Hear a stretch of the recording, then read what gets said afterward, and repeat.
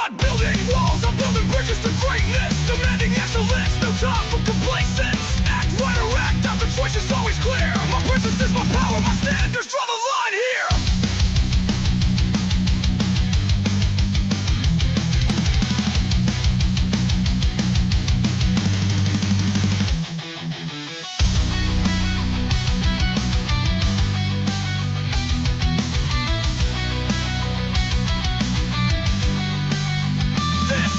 Elevation, protocol, rising above the chaos, taking control. My values not negotiable, my worth is my law. Surrounding myself with excellence, that's what I saw.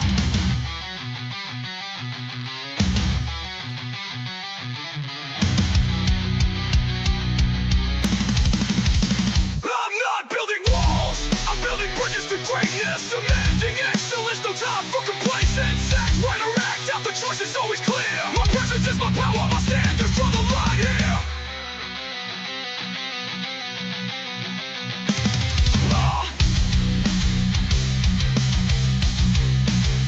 This is the elevation, protocol, rising above the chaos, taking control. My values not negotiable, my worth is my law. Surrounding myself with excellence, that's what I saw. This is the elevation, protocol, rising above the chaos, taking control. My values not negotiable, my worth is my law. Surrounding myself with excellence, that's what I saw. I'm not building walls, I'm building bridges to greatness, demanding excellence, no time for complacence. Act right or act out, the choice is always clear. My presence is my power, my standards draw the line here.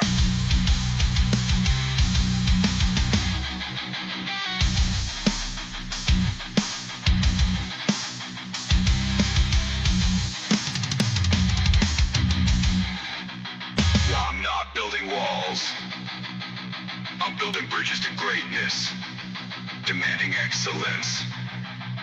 No time for complacence. Act right or act out. The choice is always clear. My presence is my power. My standards draw the line here.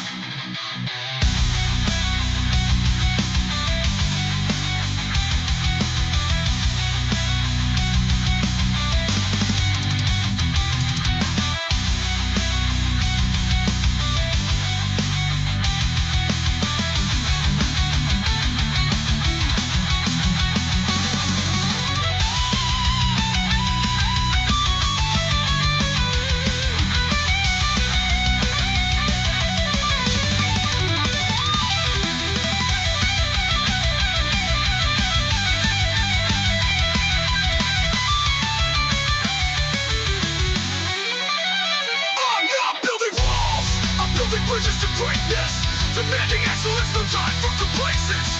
Act right or act out, the choice is always clear. My presence is my power, my standards draw the line here.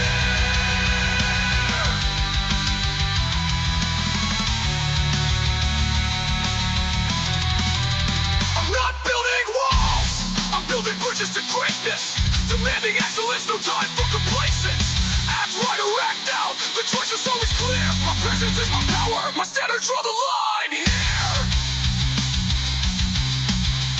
I'm not building walls, I'm building bridges to greatness, demanding excellence, no time for complacence. Act right or act out, the choice is always clear. My presence is my power, my standards draw the line here. My standards draw the line here. My standards draw the line here. I'm not building walls. All right, how you doing, ladies and gentlemen? Welcome to This and That. I'm your host, Xander, where we're talking about this, that, and everything in between. Brief, DHS is still happening, and they're doing some discussions about the Iran thing, but they're still bombing the fuck out of them, so no changes have happened there. So while you're out there traveling, show some love for the TSA agents at your local airports, any airport employees, and just make sure that you let them know that you really appreciate them for working for free for as long as they've been working. Because I mean, while they might get get paid on the back end. It ain't happening right now. Um, Here on This and That, we're live 7 nights a week. We do not let the sun rise without going live, but we don't always start on time. So we ask you guys to like and subscribe, hit that notification button, and then also mash those reaction buttons that show support for the channel so that we can reach a larger quantity of individuals and potentially get the word out, because there's a lot of things to learn and grow here. Real quick, I don't know if Steven's here yet, but if he is, I'm gonna give him a shout out real quick. If he's not, I'm gonna give him a shout out again when he jumps on, because typically about 10 or 15 minutes he'll start seeing him comment in the comment section. So I got to give him a shout out. I was talking to Steven earlier today. He's one of the members in the membership, and he just bought some shoes. And I know some people are like, oh, hey, it's just shoes. No, it's not just shoes. If I remember correctly, let me double check what shoes he had actually bought, because I read all of the comments in the comment section. So I was going through the comment section while I was getting ready for the show today, and I seen it. He got some Johnston and Murphy dress shoes. It cost like $300. It was actually a really good grab. There he is. All right. It was a really good grab, and I responded to his comment. And that's one of the reasons why I wasn't here on time, because I was responding to his comment. I actually get the Amalis, but my shoes, the ones that I was getting, I could get a large quantity for a cheaper price. So while he got one shoe for $300, I would have gotten like 10 shoes for $300. But I explained to him the difference between the shoe that he bought and the shoe that I bought. So his shoe was a fantastic grab. Especially if that's going to be a daily wearing shoe. Having 10 pairs of shoes, you would wear them 1/10 at a time to do the same quantity of walking. So with lower quality shoes, I had more diversity for the same price. But as far as the longevity of the shoes, like I would have, the 10 pair of shoes would have worn out within the same period of time as the one pair of shoe if I would have worn them all individually every day of the week. So, being able to wear them 1/10 at a time, the $300 still cover the same span of time. So he did a fantastic grab when he went and grabbed those shoes today, and he let me know about it, and I was excited. So I wanted to give him a shout out about that. And then I in the comments, so when you go back and look at those comments, Steven, you're going to see, like, I gave you a whole rundown of the difference between the two brands, because yours is quality and durability, and the ones that I had gotten like 15 years ago that I'm still wearing today are shoes that were more affordable and more flashy. So it allowed for a lot more diversity, a lot more character to be added to my style, my attire, and be able to get them on a budget. And like I explained with the tailor, if you're going to a local shoe store where the owner of the store is in the store handling the merchandise, handling the sales, you can sometimes haggle with the store clerk to say, well, instead of me spending $300 on one shoe, maybe I can get two shoes for $450 or something like that, where you could have gotten the second shoe on a reduced price, where buy one, get one 50% off, or buy three, get one free, or buy two, get one free kind of situation, where you're getting one at a third of the price off or something like that, where you could end up where, yeah, you're still going to spend a certain quantity of money in the store that day, but if each shoe that you buy is going to last you 10 years, you got 10 years worth of shoes, and you also got diversity. So you're not needing to buy another pair of shoes. And if you always have a backup pair, so one of the things that I say is, don't just get a outfit, you get a backup outfit. And I tell you that all the time when it comes down to buying your suits, because if you have a backup pair of shoes, if you have a backup suit where you're going somewhere, every man should have one or two extra suits on a hanger in one of those luggage zipper thingies that you get from the dry cleaners, and hung up behind the driver's seat of the car on the driver's side in the back, so that no matter where you go, if something happens and the clothes that you're wearing ends up stained or damaged or whatever, somebody wasted a drink by accident, some chick threw something on you on purpose, you bumped into an employee at the whatever, instead of you wearing that stain for the rest of the day, you can simply just go back to the car and change your outfit and go back into the building and finish doing what you're doing. So that allows you to be extra prepared, and having an extra pair of shoes that matches the second outfit that you're about to put on. If something happens to your outfit where your first outfit gets damaged, your second outfit will back you up, and all you got to do is just change and go into the meeting and take care of business and everything to that effect. So it doesn't matter if you're at a soiree, if it doesn't matter if you're at a book signing, you could be at a conference. If somebody bumps into you, you might go to the bathroom and kind of get some of it off, and then go out to the car, grab your outfit, go to the bathroom, change, take your stuff back to the car, finish the event, instead of either wearing the stain for the rest of the night or having to go home and calling it an early night. So always get you an extra everything. You want to have a second set of everything, or a third set of everything, in the car with you wherever you go, so that if you got to change for any reason, you got to change. Take, for example, you end up in a scenario where somebody else gets hurt and you're helping them out. You're in this important scenario. After you help them out, you find out their blood's on your clothes. I know why. You helped. But instead of just wearing the blood on your clothes, you can take that outfit off, change, put on a clean suit, almost like the transporter. You don't have to worry about, walking around carrying somebody else's blood on you for the rest of the afternoon. You just change your outfit, right? So keep that in mind. I wanted to do that before we rolled into the rest of today's topic, because we're going to be talking about Cuba today. Now, so when I tell you guys, we got a lot of information in the membership. Steven's a perfect example of the membership benefits, because I'm like paying attention to y'all, and I'm reaching out to y'all as soon as I see progress in y'all. Now, we're live 7 nights a week, and we have a different topic every night of the week. Sunday, we start off with questions and comments from the fans. On the public side, it's about y'all. If we get into a membership and y'all start asking me about me, the paid membership that's going to be closed off from the public, that's something that I might answer some questions about. But for the rest of it, the public stuff, I'm trying to help y'all be better y'all, right? Now, Monday, Tuesday, Wednesdays about business and politics. Monday, we talk about how politics negatively impacts your ability to make, save, and invest money. Y'all seen we did, a 3-4 hour show on that, a 4.5 hour show on that, discussing how the war is impacting our fuel prices and everything to that magnitude.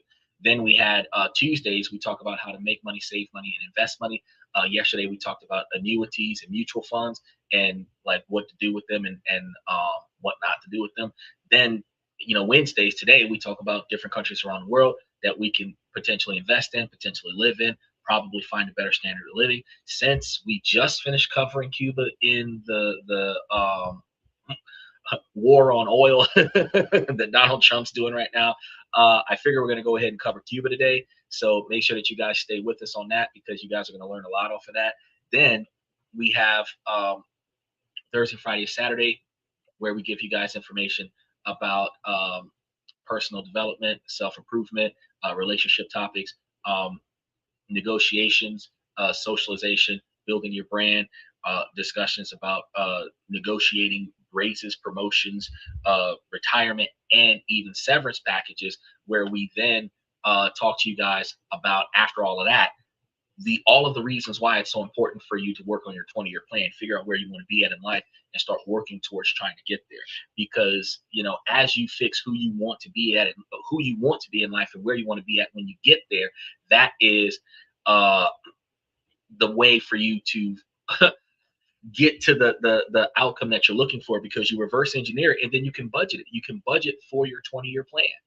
You can budget for buying a house. You can budget for, you know that the people in Asia, there's more homeowners over there than we have renters over here. The fact is that they budget for it. They budget for everything that they want. They budget for everything that they need. They give themselves strict budgets. Y'all watch animes and K-pop movies where they're freaking out about this sandwich on the convenience store that's a name brand thing versus the organic one. And it's almost like they're broke, right? But it's not broke. It is being fiscally responsible. I gave myself a budget. I'm only supposed to spend 3,000 yen, and I'm about to spend 1,700 yen on one item. I'm supposed to spend 3,000 yen out the month. That's all I'm supposed to spend. 3,000 yen might be $300. If that's what you're supposed to be spending, is $300 for the month. That's your spending money. If you're about to spend 150 or 250 out of your $300 for the month, you have to rethink yourself. Out of my spending money, I won't have enough spending money for anything else, my discretionary spending money until next month, giving yourself an allowance to splurge, which leans on what we talked about with I think Crawl Girl, who came in and was talking about living life to the fullest and missing out on opportunities while working towards your future. And I made it clear to her that no, if you budget it correctly, you can entertain yourself with discretionary spending and still be able to budget for your future, but you have to reduce your base standard of living from the overly expensive lifestyle creep down to what you necessarily need. If you're able to reduce your standard of living from being 95% of your income down to 30% of your income, you can spend 10 or 15% of your income on your discretionary spending, because you would be under 50% of your income, and you can still take the other 50% and make yourself a millionaire and still have a good life at the same time. It's just that you're not going to live in that overly expensive house with the overly expensive car with the overly expensive clothing line. You're going to live in a moderate house that you can afford. You're going to live with a moderate car that gets you from point A to point B, and you're going to live with regular clothes until you can afford to live the life of Beyonce. That's how you make it work, right? Because unless you spend on name brand and luxury, the more money you have for the other shit. So instead of buying $800 outfits every week, you can spend $1,500 on a vacation every season, because the $10,000 you spent is either on one outfit, or the $10,000 that you spend is going to be on everything else. Michael said, you all come grab a chair, front row seats available. Special shout out to Jesse. It's been a while since he was here. He's one of the ones that came onto the show live and gave us a lot of insight about the political disarray. So I wish he was here on Monday, because Jesse could have gave us some thoughts about what he thought about the advancements of the oil scenario. He said, had a funny day today, went to a meeting where everyone kissed my butt. I've been working on climbing social ladders despite being a little antisocial. You know what is hard about becoming a public figure by accident? It is the fact that you have to talk to more people. So one of the things that I do about communicating with other people is I fix my mindset to be superior to the person I'm talking to. And then, and this isn't a devaluing scenario. This isn't an egotistical or narcissistic position, but it develops a level of comfort. Reason being is most people, especially men, love to help and teach other people, right? So we don't feel comfortable with vulnerability, but we do feel comfortable with educating others. What will help you with your antisocial perspective is when you are walking into a room with the intent to educate people on whatever it is that they're coming to you for, where you're coming from the mentality of the professor, you're coming from the mentality of the CEO, you're coming from the mentality of the accountant, you're coming from the mentality of the person that has all of the knowledge and information that everyone else in the room needs. They need you, and you're going to teach them. Now you should no longer feel uncomfortable about the fact that they value your opinion. You're not here to impress them. You're here to help them overcome their shortcomings, and that puts you in a better mentality. Your insecurity as a man climbing the social ladder, which are antisocial based on whatever caused it. It could have caused it from traumas. It could have caused it from negative experience. You could have had a childhood being a bullied by people that should have gotten their ass whooped on a regular basis. It could have come from anything. But as an adult, you're climbing the social ladder. The more people that follow you, the more people are going to talk to you, and the more people you have to talk back to, because you will damage your credibility up that ladder, because nobody's getting anything from you. When they stop valuing you, they stop following you. So you have to be able to communicate with them. So the best way to do it is to put yourself on the level of superior knowledge. I'm going to educate you on why you're here talking to me. I'm going to educate you on what we got going on here. And when you're in a position where you're not educating anybody, you're at the event because somebody else is getting an award, somebody else is getting their credibility, it's somebody else's time to be in the spotlight, and you're showing support. That's the day where you're just standing there watching, saying nothing. So you don't have to interact with anybody, but you're going to find yourself in a position where you are not going to be uncomfortable with other people in public. But a lot like me, you're going to find yourself only going outside when you're ready to socialize with other people, because I don't leave the house unless I feel like I'm going to talk to folks. I got a guy right now I accidentally talked to about a month ago, and now whenever I take my dog out, I see him, I know he's going to talk to me. So I prepare myself to have a communication with him. My dog knows I don't want to talk to people, so my dog wants to send him back in the house, and I have to stop my dog from sending the guy back into the house so that I can articulate with this individual and establish bonds and connections with people in real life, because that actually gives me a more physical presence in the environment that I'm in. And yeah, like Michael said, you're going to lose your privacy. You are going to paparazzi at the door, all kind of stuff.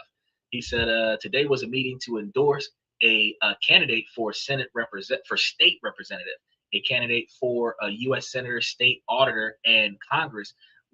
We're praising me. They were praising you, okay, in their speeches. And I love your insight and grow. Bro, you gotta, any shows that you've missed, go back and watch the replays of them.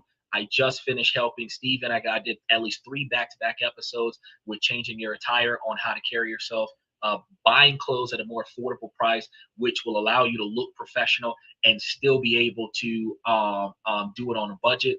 And until you start making those big bucks, I suggest that you take a look at those shows and see what's going on, because you could find better ways to since you're going into politics, you can find better ways to get a political outfit going for you, where you can move up the corporate ladder, you can move up the political ladder and do it at an affordable rate, so that by the time you start making that $250,000 a year in politics, you've already got the look, instead of, only having somebody hand you their blazer so that you can go into this press conference, or being one of the interns where you just got a tie and a dress shirt on. You can have a full-on suit and look like one of the politicians. And since you understand that the people in power in those positions are going to communicate about you, you have to dress for the spotlight. You can't go there not thinking they're not going to bring me up on this thing to talk to folks. They're not going to bring me up here to answer questions in front of the press. You have to have it in your mindset that let me dress like I'm about to be on camera, and then let me prep myself so that when I get up there, if I have to get up there, I will be ready to talk to these people on camera. So I'm very proud of you to know that you're moving up that corporate ladder. One of the things I told y'all from the ground up, if you are connecting with people along the way before they become somebody, when they become somebody, that is an asset. So when Jesse gets into that area where he's up there in the state representative's office, when he's up there in Congress and everything like that, and I decide to pass by his state, and I'm like, hey Jesse, now I got somebody in local government. I formed a connection. That makes me a node where we're able to connect with one another. He's growing, he's learning from me. I'm going to learn from him because he had a lot of knowledge. He had a lot of insight on the political positions that he was talking about. And whatever he runs for, if I'm in his voting area, I'd vote for him. I'm telling you. Michael said, if I go to a meeting, I keep my mouth shut. I already know what I know. Well, you can do that. He said, go to the morgue for good clothes. You got to get to the morgue before they adjust the clothes for the dead guy, because otherwise it's going to be all cut up.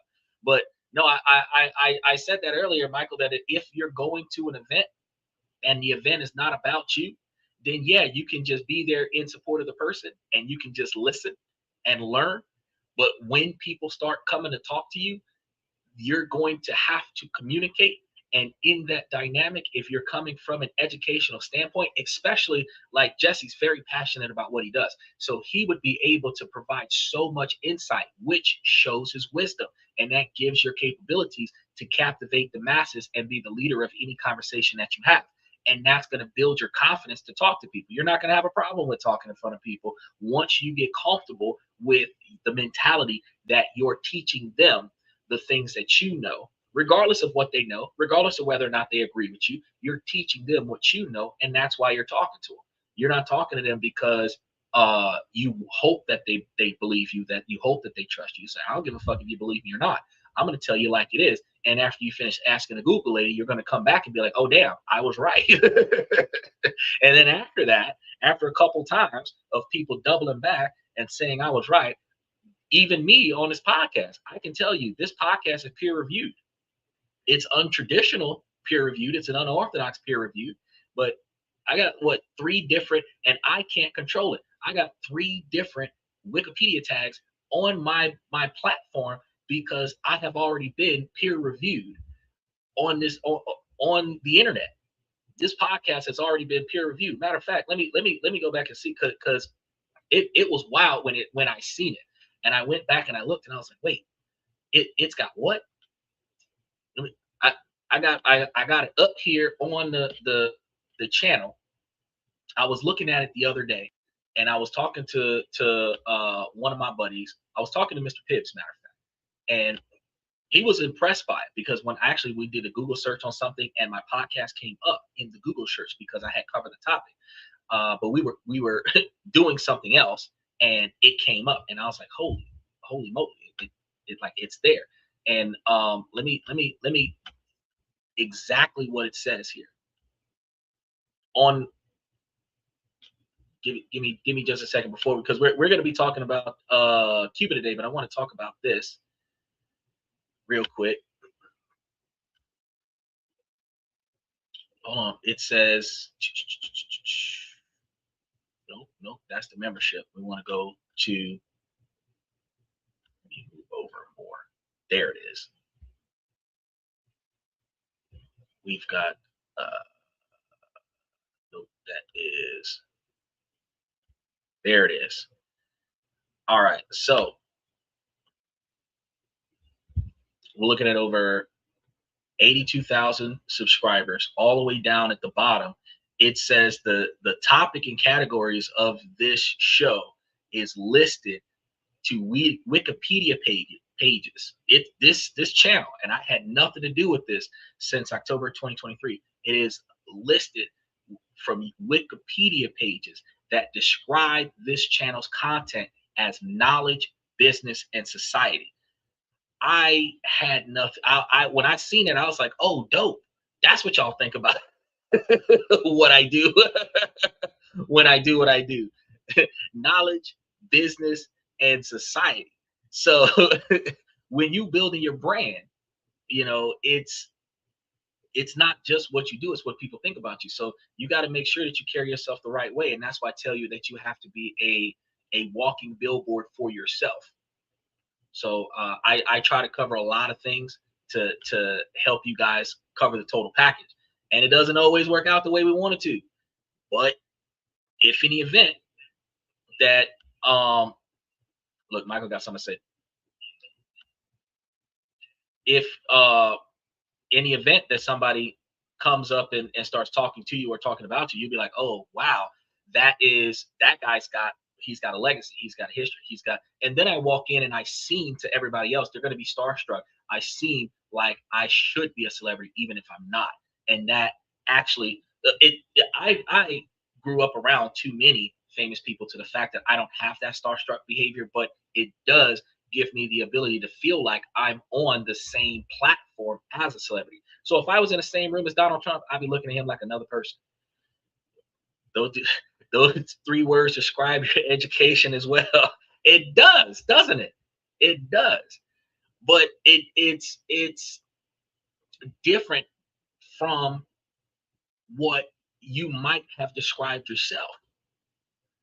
But for this being a peer review podcast, this podcast has been already identified since 2023. So that's 3 years now.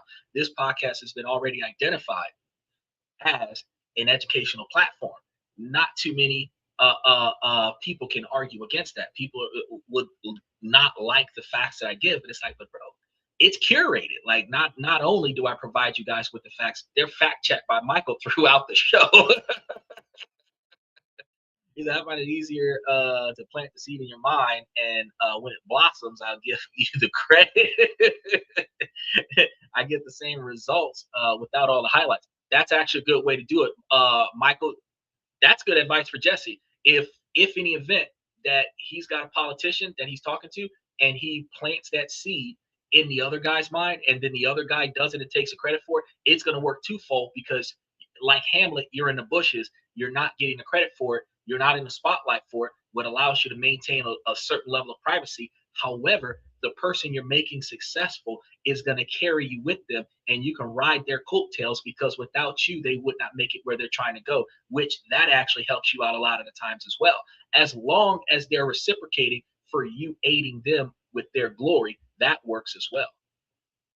Jesse says, that's what I mean. Your podcast is an educational platform. And it's so hard to be an educational platform, Jesse. I tell you, it's so hard. It is so hard to be an educator, because society is looking for entertainment. So they're looking for entertainment and conflict. There's not a lot of people looking for education.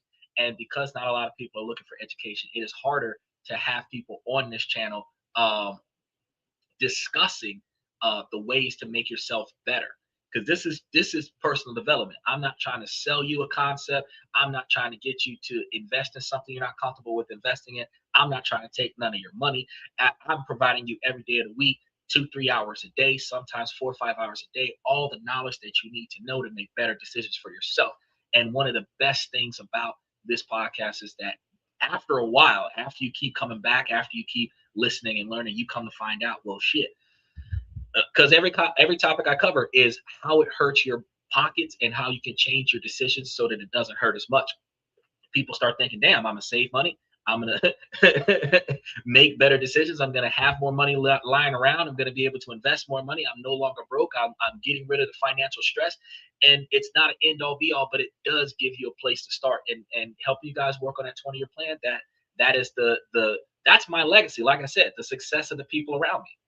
So years to come, Jesse, you're going to be somewhere on the White House floor, standing next to the 58th president or whatever, and this podcast is going to be the reason why you got there. You're going to pay homage to this podcast, and to me, I love that, because that's my legacy.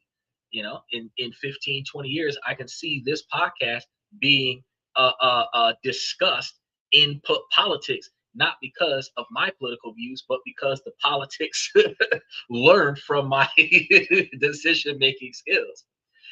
Jesse said, the biggest newspaper in the state never says my name, but they quote my writing a lot. I don't need extra attention, so I don't mind them not naming me. Bro, what are you talking about? First of all, they're quoting your writings. You can sell them an interview. You can sell them a concept.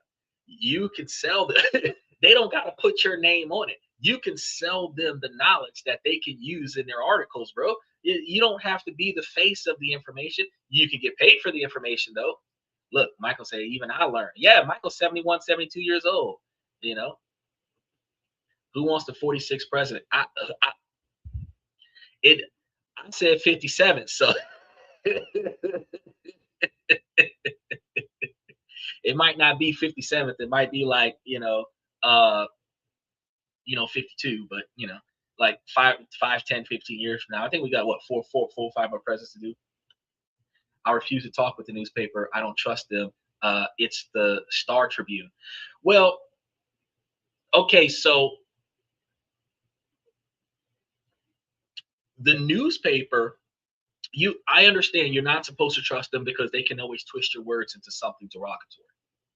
However, if they're quoting your sayings without citing your name, and they're quoting your sayings accurately, and they're using your sayings appropriately, where you value how they use what you say, you already have trust in them not miswriting your statements. Now, all you have to do is not say too much stuff. minimalist, conciseness. You want to less is more. So if you're going to talk about some of your views, if you're going to talk about some of your values, if you're going to talk about some of um, your rhetoric, you're going to do it without saying anything negative about anybody or anybody's policies. You will just talk about your views from a neutral position and a non-combative position, so that they cannot spin it to a negative scenario. And that just keeps you in a position where you can get paid for your thoughts, and you can still be the invisible sayer, because you're talking about a paper newspaper, so they're not going to take your photo and put it up in the paper because they talk to you. But if they paid you for your thoughts, they might cite your name, but they don't have to, because you're giving them permission to not even quote you in the paper, but they're paying you for your time for you to give them the information, which makes you a confidential informant. And a confidential informant is not required to be disclosed under the media, but a confidential informant can get paid for their knowledge. That's what I'm talking to you about. I'm talking to you about specifically coming from the perspective of a confidential informant. They're not supposed to release the source of their information, but they can pay you for the information. So you still remain anonymous, but you get paid for your information. He said, Democratic newspaper. Hey, either way. 57 like the Bel Air. The Cuban guys cruising it. And we're going to be talking about Cuba today in just a moment. He said the newspaper typically hyperlinks and cites my work without mentioning me. So I would love to be an invisible sayer, like you're talking about. They do not want to disrupt the establishment like I do.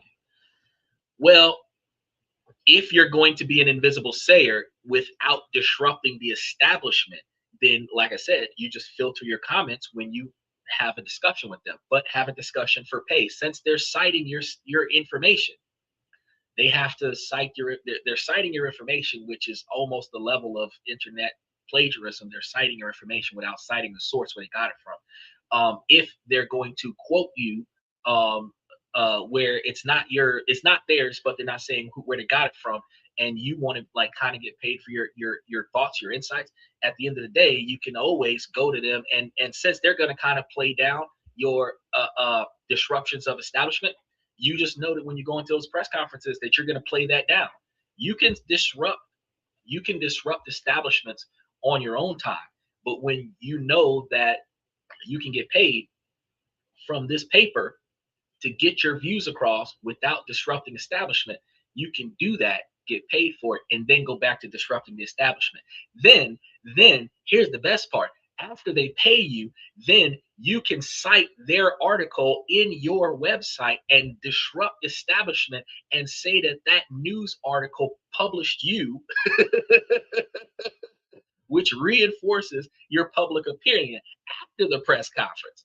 You know what I mean? So you indirectly get a chance to use them the way they're using you. Exactly. Micro talk. He said, they say the organization that wrote it, but they never name me as the author. Oh, okay. Okay. Yeah. Because you're under an organization. They don't need to cite you as the original author because you're on the, you've got the organization established, which separates you personally from the information, which prevents you from receiving negative criticism. And you do want to keep it that way, because what you don't want is for people to start egging your car and spray painting your car and slashing your tires because they don't like what you say. So you do want to keep a level of anonymity. But, like I said, them having a one-on-one conversation with you at a Waffle House and then taking what you say and putting it up on in the newspaper and not identifying you, and then they paid you for it, then you can take that article, you can clip it out, you can put it up online and tag the article on your site where your organization reps that article, but you got paid for it. So you're backed by the newspaper indirectly. Oh yeah, you run it. You say, you got the picture, man. I've reported on being reported on.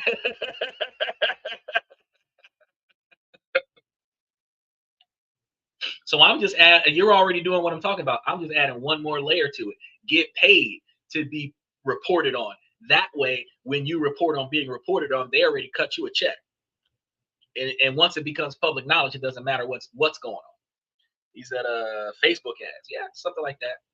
Is agreed. I'm surprised how long I am able to lay being behind an organization helps big time. Yeah. Oh, you talk about laying low. Oh, yeah. But take this podcast. This podcast is attached to a business. I'm not listed on the podcast at all. So the only information you have about me is what I tell you on this podcast. You research this podcast and it comes up with an organization. So nobody knows who owns this podcast. They just know that I'm primarily talking on this podcast.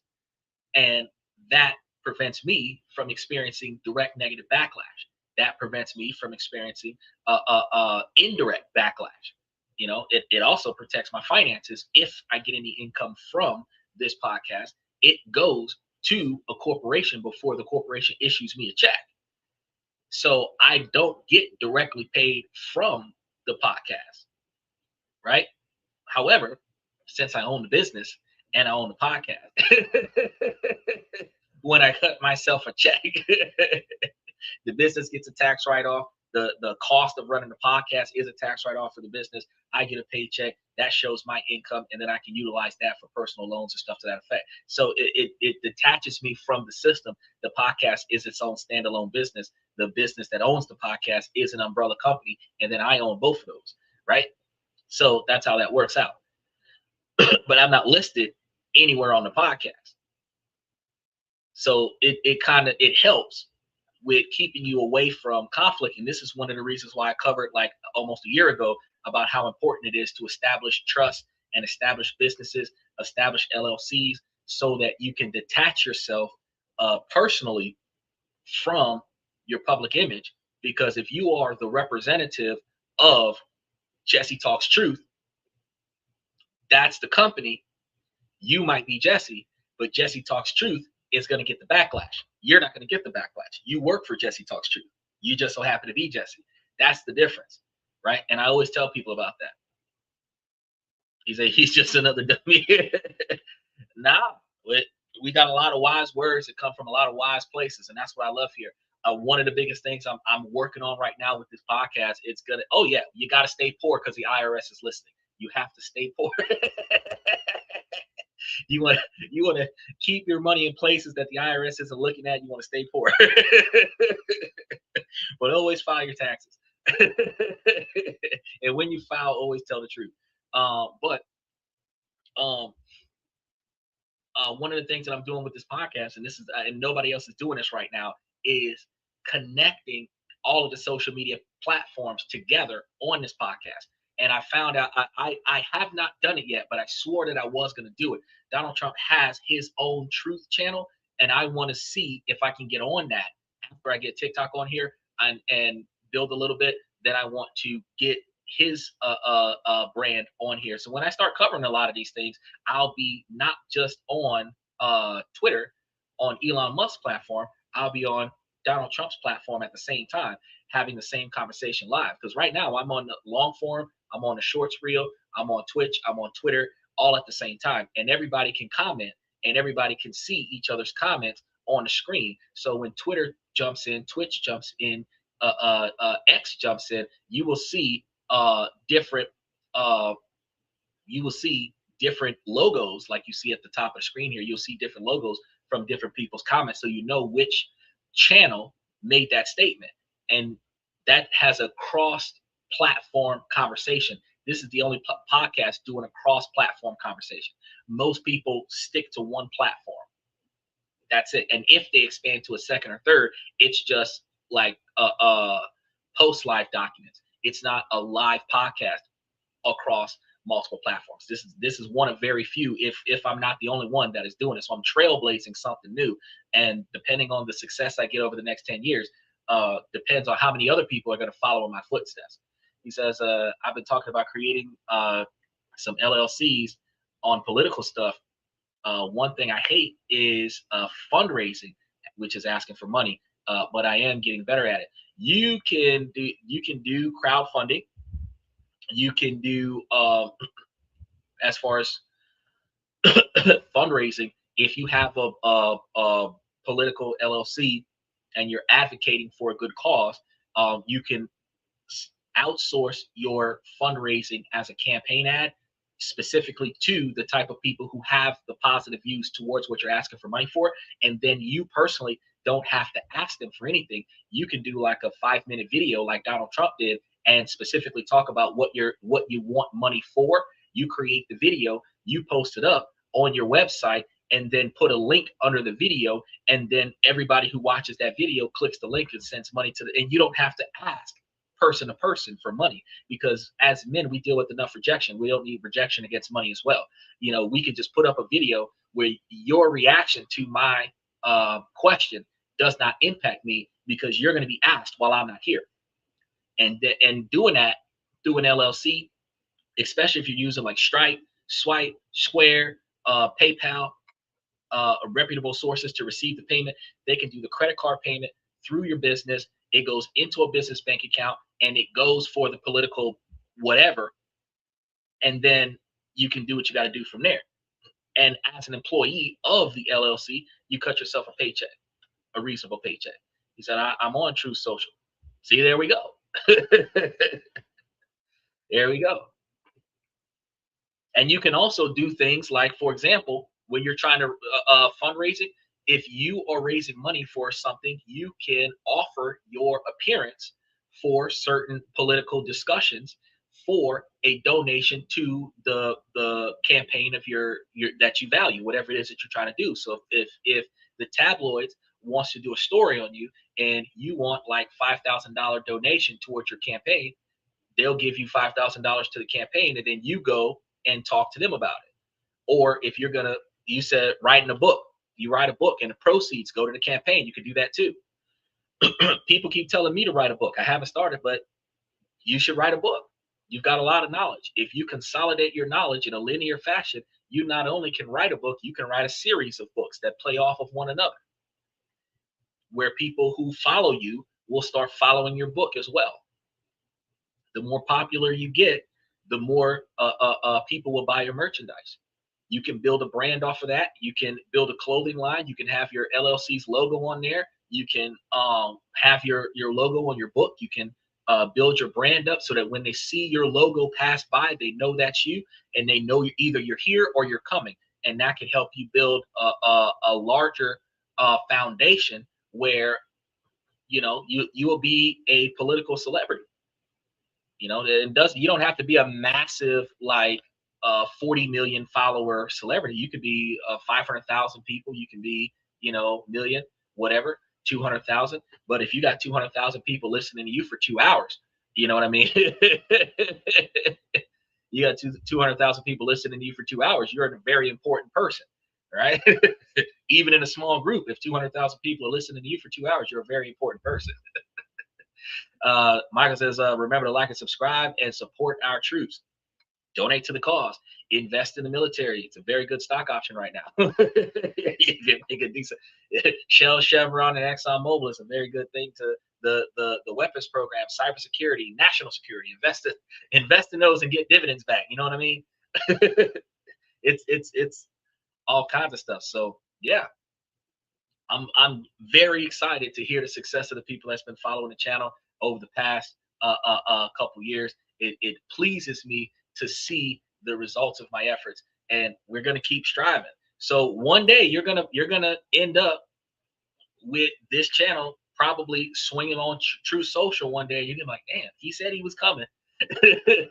But don't worry, I'm not gonna combat on political views. I'm only talking about how the politics impacts people's ability to make, save, and invest money. So I'm not gonna be a hard left or a hard right person. I'm not gonna just completely uproot any political view. I'm only going to talk about how it hurts your wallet and how you can invest and turn profits off of the decisions that are being made, so that those individuals that can't control politics can profit off of the changes that are happening through politics. That's what I discuss. So a lot of the times people with very strong political views might not agree with what I'm about to talk about. Like today, I'm about to talk about Cuba, and they might not agree with a lot of the things that I talk about until they realize that I'm only talking about how it hurts your money. And once they realize that, they're like, oh shit, he is right, even though I thought he was coming from a different perspective. He's right. He hit nothing else. He said, gotta get out of here. Good chat with you, dude. Definitely, Jesse. I really appreciate you coming by. And whenever you have the opportunity, make sure that you subscribe and hit those reaction buttons while you're here. I'm gonna see you the next time you drop by. Now, let's get started with today's show, because we don't have a lot because Cuba is small. But we've already spent the whole hour talking to all of the best guys that's come through the show. I need to make sure that Jesse is up there in the. I'm going to put it up there at the end of the show, because I should have put him up there. If I didn't, I should put him up there. Now, as Steven was talking about, we've got the sound of vintage 1957 Chevrolet engines, because you know those Bel Airs, we love them. You know, the sundress Melicone in Havana and the vibrant colonial buildings of Trinidad. This is the postcard images that we have of Cuba, right? It is a narrative of a time-warped tropical paradise where money goes further and life is simpler, strategically, because they don't really have much going on over there, especially right now.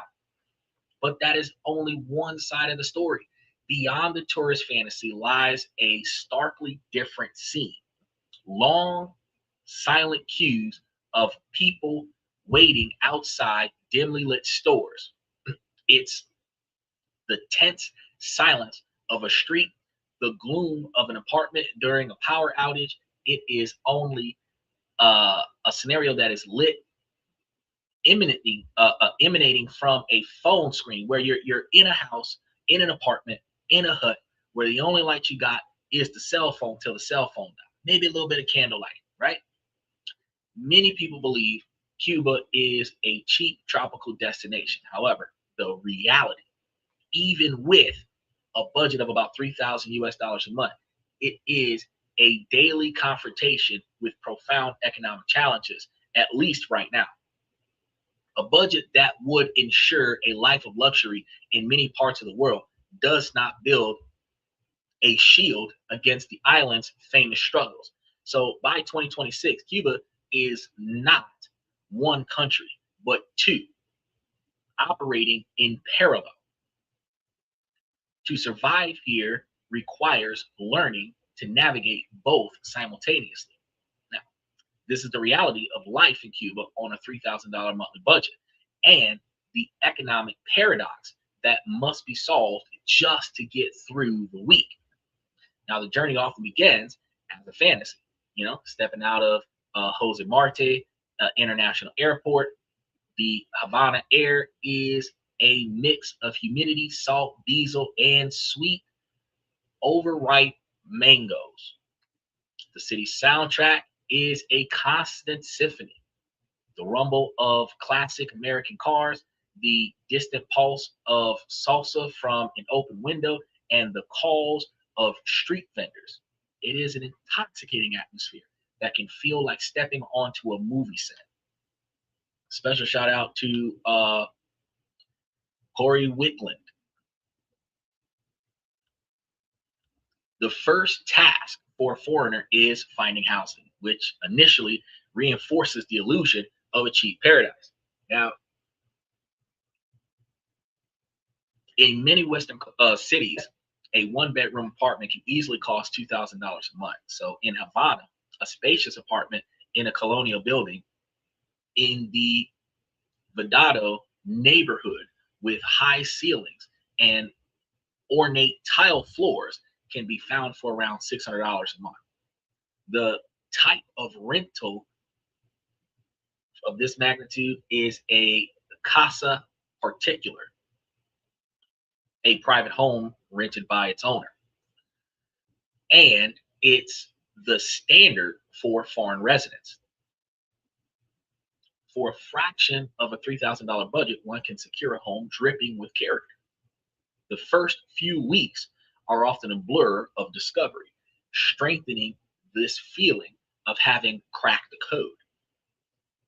Wandering through the labyrinth streets of Old Havana reveals a visual poetry, a restored plaza next to a glamorous, crumbling facade with laundry fluttering from wrought iron balconies, meaning that you've got a beautiful plaza next to buildings falling apart with laundry hanging out the window on iron rods. That's what we're looking at. The people are frequently friendly, quick with a smile and a question. The food, at least within the tourist bubble, also seems incredibly affordable. A meal at a Paladar, the private restaurants at the heart of Cuba's culinary scene, can be a revelation. A grilled lobster tail with rice, beans, and a cold crystal beer on a rooftop terrace might cost 15 US dollars. Trying to shit at Disney World, you're at 255. A budget of $300 can feel infinite with prices like this. Transportation feels just as economical. While public buses are crowded, hailing a private taxi, often an iconic classic car like the Bel Airs, costs just a few dollars for a trip across town. A ride that might cost $50 in a major US city is perhaps $10 in Cuba. A local beer from a kiosk costs just over $1, and everything confirms the initial belief. Cuba is the ultimate life hack where the modest Western income can afford an extraordinary quality of life. An expatriate can feel like they've unlocked the secret code, and the math appears to be simple on paper and overwhelmingly positive, with projected monthly expenses so low that a huge surplus seems inevitable. The $3,000 isn't just a budget, it feels like a superpower. But this is the perfect picture. This carefully constructed fantasy soon begins to show hairline cracks because the illusion starts to unravel with a mundane task, trying to buy groceries for the week. Armed with a simple shopping cart list, chicken, eggs, milk, coffee, bread, rice, and fresh vegetables, a 30-minute errand can turn into a multi-hour odyssey, dismantling any preconceived notion of how Cuba works. This is where the deep, painful economic paradox at its core is exposed. The first logical stop is the state-run grocery stores. The immediate red flag is the queue of people standing patiently under the sun, not with carts, but with empty bags. This is where the most Cubans use their Liberta or ration book, a system of providing a small, subsidized amount of basic goods like rice, sugar, and oil each month. As a foreigner, this system is inaccessible to you. Inside, the reality is stocking. The shelves are often almost completely bare. There might be sacks of rice and beans or a few dusty bottles of rum, but items like chicken, eggs, and milk are frequently absent. And this is the reality of the Cuban peso, cup, the currency for most of the state's salary, which averages around $16 to $53 a month, depending on the exchange rate that's used at the time. The money is intended for a system of goods that by 2026 barely even exists.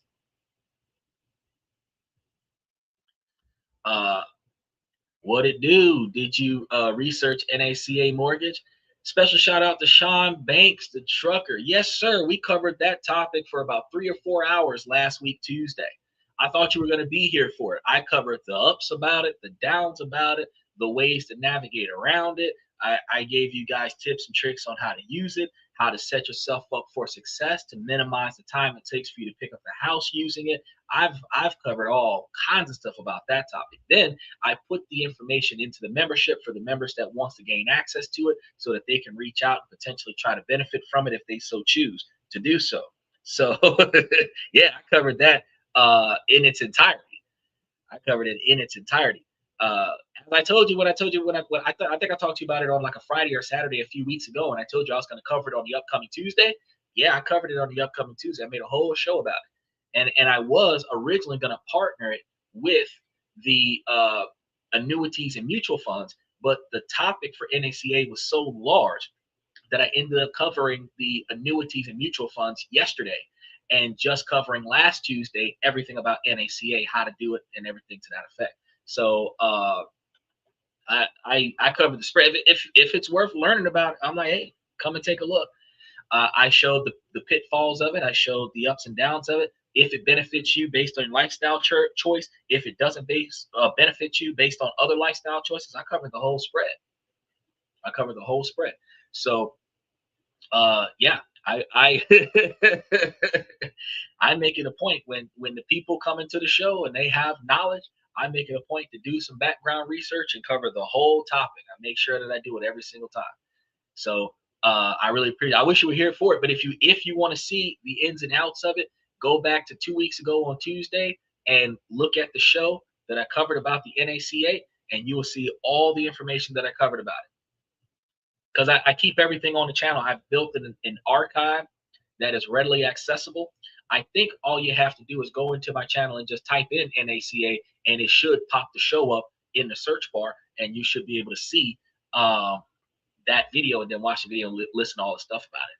But yeah, I keep it up there so that people can benefit from it going forward. So if in the event that I start talking about different mortgage options, I'm going to remind people, hey, go look at my show about NACA and you'll be able to see how to use it. Right? Because if you know what you're walking into, it's easier to succeed. They have a rigorous requirement in order for you to get the house. But if you meet the majority of the requirements and you're ready to qualify for the house, it is easier for you to hit the ground running than it is for you to walk in there underprepared, and then you have to get prepared through them. If you get prepared before them, when you show up, they don't have to do anything with you. Instead of it taking 6 months to 12 months to get into your first house, it could be like a couple days, and you could be working on closing on your own house, as long as you met their requirements before you started talking to them. Now, back to our Cuba discussion. The second attempt is going to be the MLC store, trying to get groceries. MLC stands for the Moneda Libertium convertible, or freely convertible currencies, a fancy term for US dollar. Now, these stores are a world apart from the first store and the second store. The second store is going to be clean, air conditioned, and resembling small, poorly stocked supermarkets from a past era. The critical detail here is going to be that they do not accept Cuban pesos or cash dollars. Payments must be made with specific cards loaded with foreign currency. And this is going to be the heart of Cuba's dual economy nightmare, a system designed to capture every dollar from tourism and remittance, creating a parallel economy detached from the local one. Right? Now, inside, there is food, though not in abundance. A package of frozen chicken thighs might cost an equivalent of 10 US dollars, which is almost what we're paying in America. A carton of UHT milk can be $5. It's American prices. A block of cheese is $8, which is American prices. You know, these prices are comparable to, if not higher than, those in the United States or even in Europe. So the paradox is going to be stark. The only stores with a meaningful supply of food are priced for foreigners and are completely unaffordable for Cubans earning a state salary. It is a functional system of economic upheaval. And one of the things that I'm thinking about right now is if we're looking at this particular dynamic, we're looking at how would you get by this? You would find you a local, get them a housekeeper gig with you, give them local currency, and send them to the store on your behalf, and then have them come back with whatever you need, and then pay them for going to the store for you. Days pay for going to the store for you, and that would qualify. That would cover your ability, or eat out 3 times a day, and potentially order some foods to go. Where if you're getting a meal for $15, you might spend $30 a day eating, or 45 if you're going to get an extra meal to take home with you, but you're spending $45 a day to eat. 10 days, that's $450. One way or another, it's not as cheap as you thought. Now, the third and final way to shop is going to be informal economy, the so-called black market. Not because it's black. You know, I actually thought about this one time before, and I just, from the perspective of hypocrisy, I wanted to build, and Michael, tell me how dumb this is, a grocery store that was called the black market.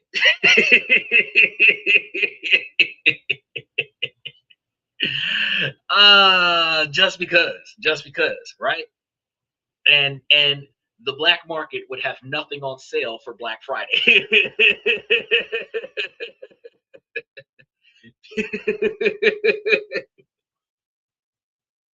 But this was just, idiocracy brainstorming. But for the sake of Cuba, this isn't a shadowy network of criminals, but rather grandmothers selling vegetables from their homes, farmers driving produce into the city, and a vast web of WhatsApp groups where nearly anything that you could look for is going to be for sale here.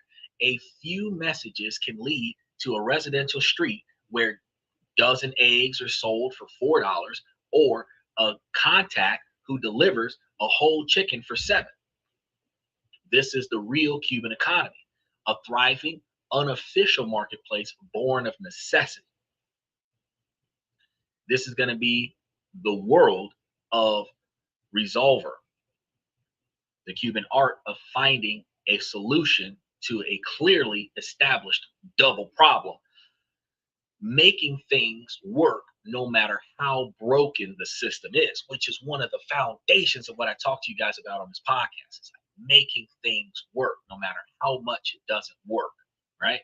Now, a single grocery run can take hours, spanning the empty shelves of socialist state, the exclusive aisles of dollarized economy, and the creative chaos of the informal market. A $3,000 budget is enough to handle the inflated prices, but the process is exhausting.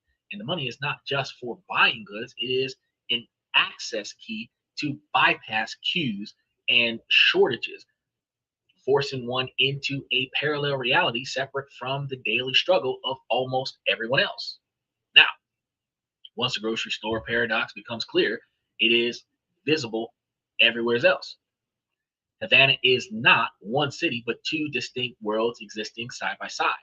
And a budget of $3,000 acts as a passport between them, highlighting the shams that separates each of them. The tour begins in Myanmar, the upscale district in West Havana. Here, wide, three-line avenues are flanked by grand pre-revolutionary mansions and foreign embassies. Lawns are manicured and walls are topped with security wire. Modern cars are visible in private driveways. Restaurants are sleek and expensive. Power outages are less frequent but still occurs. Water pressure is more reliable. This is a bubble of relevant comfort where political elites, successful artists, and foreign diplomats reside. A curated version of Havana that feels disconnected from the rest of the island. A few miles east, in the heart of Central Havana, the transition is jarring. The grand mansions are still present, but they are now crumbling shells known as solares. These buildings are subdivided into dozens of tiny, cramped apartments, often housing multiple generations of families in the same location. A single colonial mansion might be home to hundreds of people. The air is thick with the smell of cooking gas and the sound of multiple radios. A tangled web of illegal electrical wires hanging overhead, which is a testament to the resolver spirit. You're gonna figure this out. If I don't got power, I'm gonna run extension cord to my neighbor's house. This is the other Havana, where the majority of residents live, and where we understand the real Cuba requires respectful engagements. A retired architect might survive on the state pension that, due to rampant inflation, has a real world purchasing power of less than $10 a month. He gets by on $200 his son sends him from Miami whenever possible. Money used to buy medicine on the black market. A nurse with a monthly salary barely sufficient for basic needs might describe the daily struggle, la lucha, with a tired smile. Now, her life is a complex calculus of favor trades and relentless perseverance. Anybody going there with $4,000 instead of $3,000 can find themselves building an empire of employees, because for $1,000 a month, you could probably have 50 or 75 people doing whatever you want. Because if each person is making $100 well, what I said, between 16 and $100 a month, if you paid them double the state salary, you could probably have, anywhere between 10 and 50 people under a $1,000 a month salary doing whatever you need them to do to bypass any inconveniences of being in that society. But these realities put an ex-Spartarian's frustrations into stark perspectives, because the biggest problem for foreigners might be finding good coffee, while for many Cubans, it is finding enough food for their family. So if you provide them with enough food, they'll share it with you. Infrastructure failures affect everyone, regardless of the budget. Rolling blackouts due to the lack of fuel that they've been choked off, or bounties. They are a fact of life, sometimes lasting over 15 hours a day in some regions during a crisis. Life is lived by the rhythm of the power grid. So when electricity returns, there is a frantic rush to charging devices, fill water bottles, and cook for the day. A $3,000 budget might allow for the purchase of a small generator, noisy, gas guzzling machine providing a few hours of power. However, it becomes a constant, smelly reminder of separation. Now, while one apartment hums with artificial power, the rest of the block is in the dark. The same applies to the internet. Reliable home Wi-Fi is not the norm there. Most people buy scratch-off cards from the state telecom company, ETECSA, and hunt for a public park or designated hotspots to connect. It's a slow, public, and often frustrating affair. A large budget means one can buy many cards, but it cannot change the fundamental lack of infrastructure. This is the daily reality tax, a cost paid not just in money, but in your available time, energy, and constant low-grade stress. After a few months with monthly expenses running far below a $3,000 budget, a significant surplus can accumulate. The question of how to invest this capital wisely is going to arise. In most countries, investing means buying stock, real estate, or starting up a business. In Cuba, especially for a foreigner, those rules don't apply. The fantasy of buying and renovating a crumbling colonial business is quickly shattered.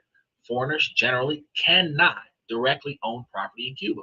Starting a formal business has historically been a complex process, often requiring a joint venture with the state.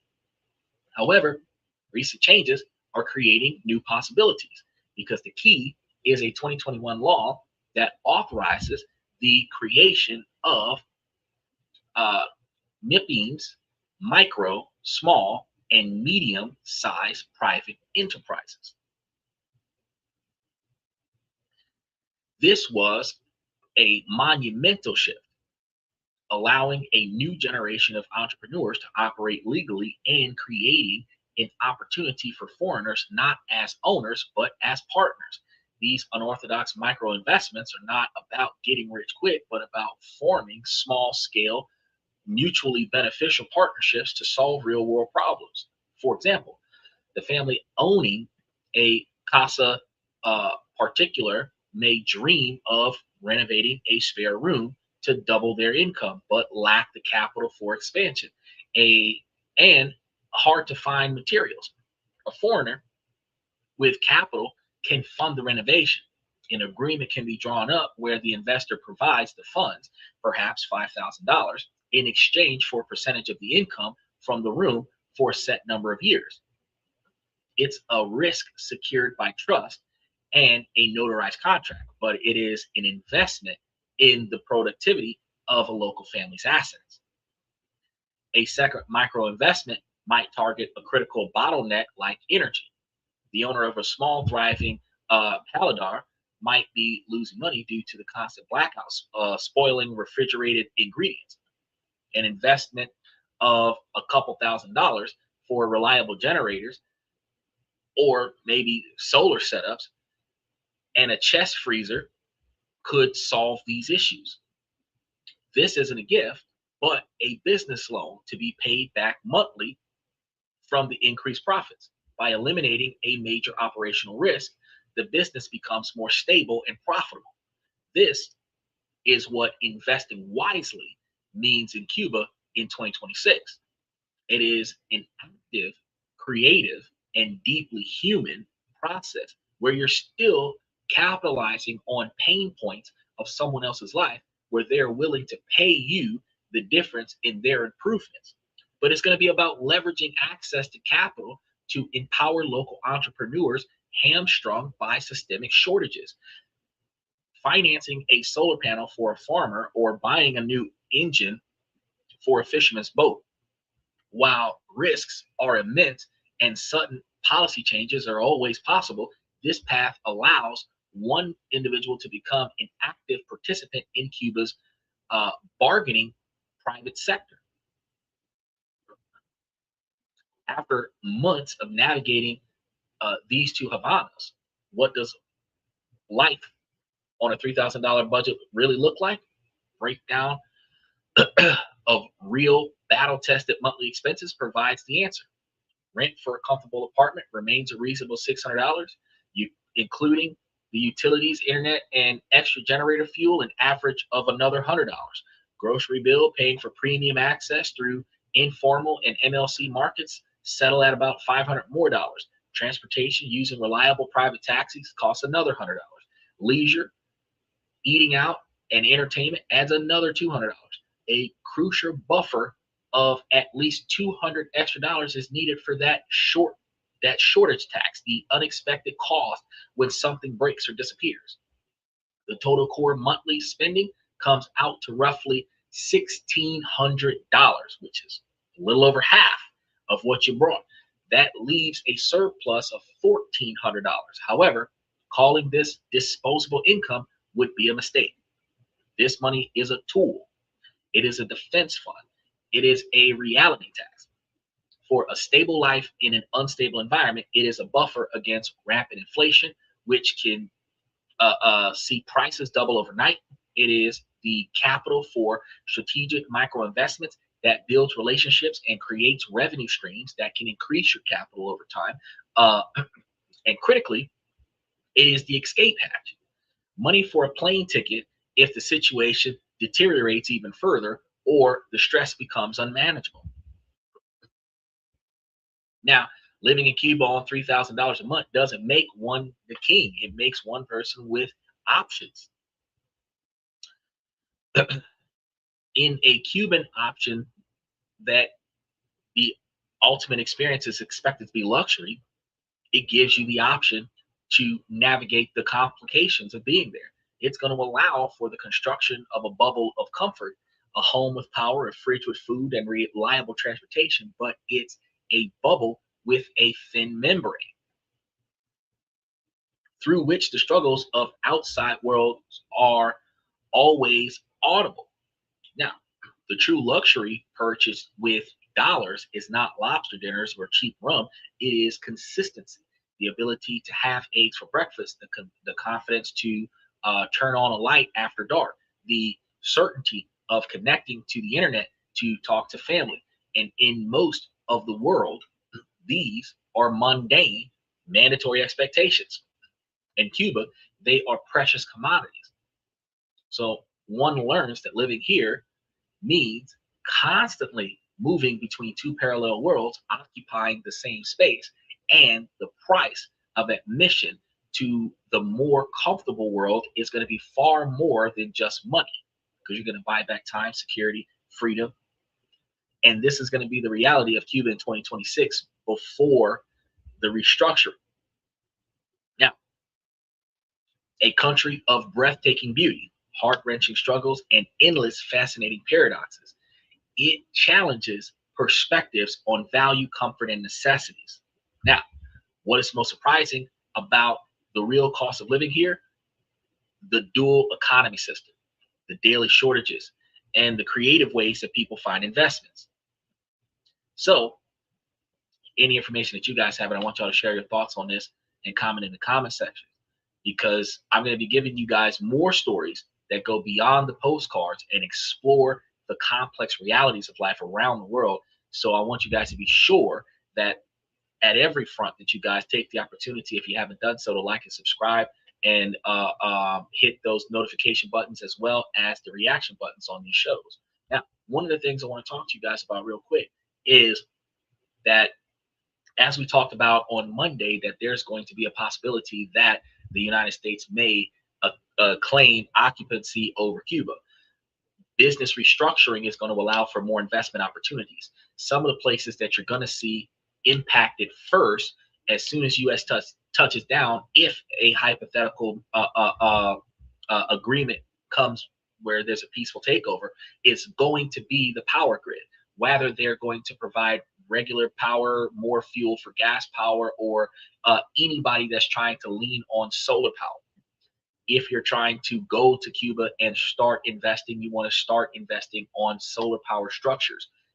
Because if you build solar power structures for buildings, businesses, anything that thrives off of the need and requirement for power, you can sell that power to those places, or creating a power grid individual from the government and have that place pay you for the equipment, where you're turning a profit off of expanding on. You can get a partnership with each business you're providing solar power to, which would then, you could be like a 20% partner, where they're now going to pay you for the surplus. Because if you're going to a grocery store, if you're going to a restaurant and you're providing them with solar power and backup generators, electric generators, where they can run during the day during the rolling blackouts, and they can run at night during the rolling blackouts, during the power outages, those restaurants will be open when everybody else is closed, and they would make way more money,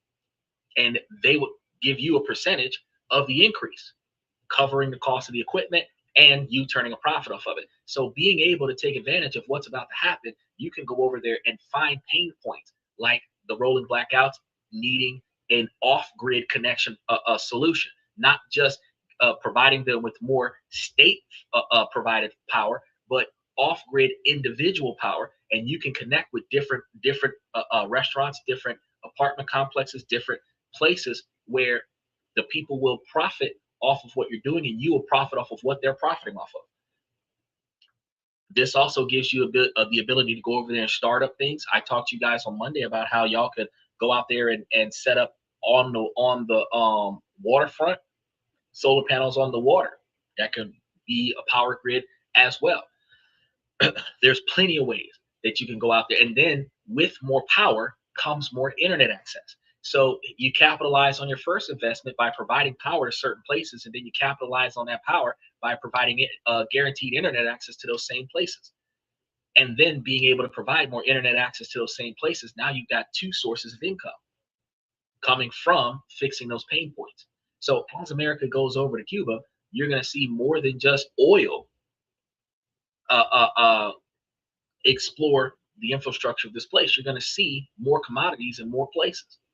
One of the reasons why the shelves might be bare is because the products aren't capable of being stored for very long with 15-hour blackout days. But if they have 24-hour power, guess what they now have? The ability to overstock their shelves. So it's all about figuring out how you can benefit from their needs. It's the mentality of capitalism, right? So I told you guys we didn't have a lot to cover with Cuba because Cuba's a small country and Cuba's got a lot of things changing right now. But as things change, I'm going to be covering that with you as well, because I do follow-ups on a lot of the countries as we continue to go, because we're going to cover all the countries around the world, and then we're going to double back and cover them again. Over the next 30 years, I should be covering at least 52 countries a year. And that means I should be able to cover all of the countries at least once in 2.5 years. So over the course of 5 years, I should cover every country twice. So with that being said, we've got lots of information coming up tomorrow, and even more information I got for the rest of the week. I was actually building scripts as well as I responded to all of the members in the membership on the main YouTube channel. So you guys can take your opportunities and go and look at the YouTube channel, hit that like and subscribe button there.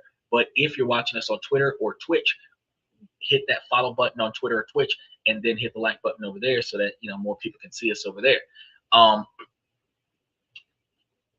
I've got so much information for you. I was actually pretty impressed by what I'm going to be doing for tomorrow night's show, because we're actually specifically covering what men value in women, and that's going to be a very huge discussion, and we're going to probably have a large quantity of women flooding in the show tomorrow with their pitchforks ready to take action, but they're going to be really impressed about what I cover. So I want you guys to come back and see what we got going on for tomorrow. But like I said, I don't have that much for you for today. So I want to thank you guys for coming to this and that. Before we start, I want to say, ladies, as long as the situation doesn't make sense, I'm going to keep asking you ladies to make it make sense. So ladies, please make it make sense. Fellas, I give y'all this information to make y'all higher value men, not just by increasing your income, but by increasing your knowledge. Focus on the things you can control. Figure out the things you don't like, proactively put in effort to change that. Then navigate around the things that you cannot control. Ladies, while this is a male-driven podcast from the male's perspective, you too can benefit from the information that I provide to you guys by and make yourselves higher value women by just really figuring out where you want to be at with your 20-year plan, by proactively itemizing where you want to be and what do you got to pay and what do you got to do to get there, and then reverse engineer that to today's steps. You can start doing the things that needs to be done to get you where you want to be, and then you have the benefit of being able to master a new course's direction. Now, one of the better parts about that is, as I tell you guys on a regular basis, if you keep your eyes and ears open and find the potential suitors that could show you exactly what you're looking for to help you get towards your goals, you can match with that person, and then y'all can make it there so much easier, because two people can make it to $1 million faster than one. Your 20-year plan might get you to $1 million in 20 years, 25 years tops. Find a partner with the same drive, same ambitions, and same financial responsibility track, and y'all might get there in 10, 15 at the latest, which allows you to get there just that much faster. If you start now at 20, 30, 40 years old, you put your 20-year plan together by 40, 50, 60 years old, before you make it to 69, 79 retirement age, you should have that 20-year plan facilitated in a way where you are making enough money to make money for you, where you are able to quit your job and live off of the funds that you have built for yourself. That is the biggest part of what we're trying to do for you, is make sure that you have the ability to stop. You can keep working after 20 years. The goal is not for you to quit working. The goal is for you to have the ability to quit working. So if your 20-year plan, you reach your 20-year plan, you got your $1 million, you got your $500,000, and you want to keep grinding for another 20 years, another 30 years, then when you get 60, 70 years old, you're tired, you're ready to quit, you don't want to do it anymore. You done built up, you've been doing it for 30 years, you done built up a 1.5 million, 2 million, 3 million, 4 million, and now you're ready to quit. Now you're able to do that lifestyle creep, still live on less than half of the money that you're getting paid from your investment opportunities. You're able to reinvest half of it back in. You're able to take the difference and travel the world, live the life of Riley, and enjoy the way you do you. That is one of the best ways in life to establish the last 25%. Because once you hit retirement at 65, 70 years old, you should have another 30 years, 40 years maybe, of life to live. And you want to make sure that you have enough money through inflation to last another 40 years. So think about how you're going to get that done. Now, I want to thank you guys one more time. I want to thank you for coming to This and That. I'm your host, Xander, where we talk about this, that, and everything in between. And I'll see you guys tomorrow night.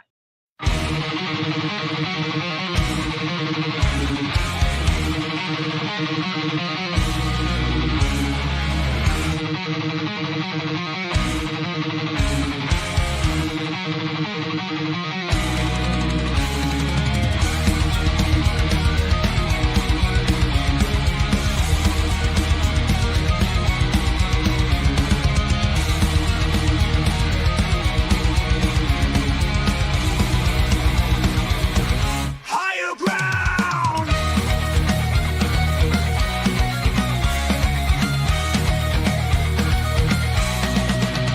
Used to chase validation, now I validate myself. Building inner strength, putting doubt upon the shelf. No more unnecessary drama, no more wasted time. Climbing higher, constantly making my own climb. Standing on higher ground where excellence is found. My potential knows no bounds, raising the bar, breaking ground.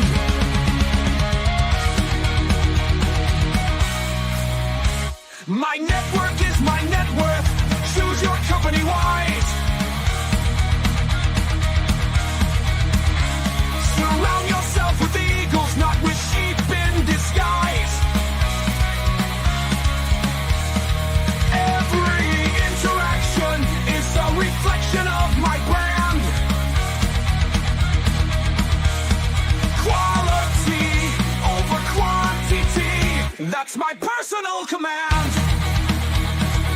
I'm not landing on higher ground where excellence is found. My potential knows no bounds, raising the bar, breaking ground.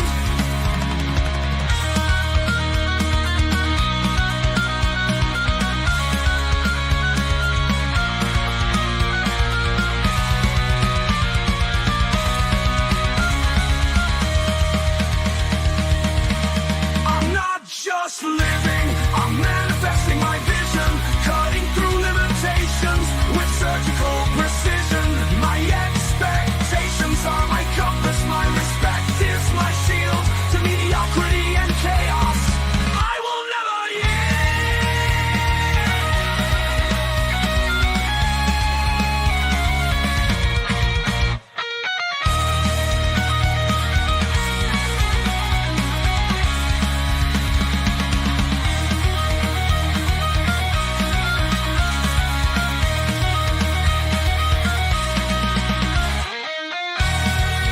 I'm not just living, I'm manifesting my vision, cutting through limitations with surgical precision. My expectations are my compass, my respect is my shield to mediocrity and chaos.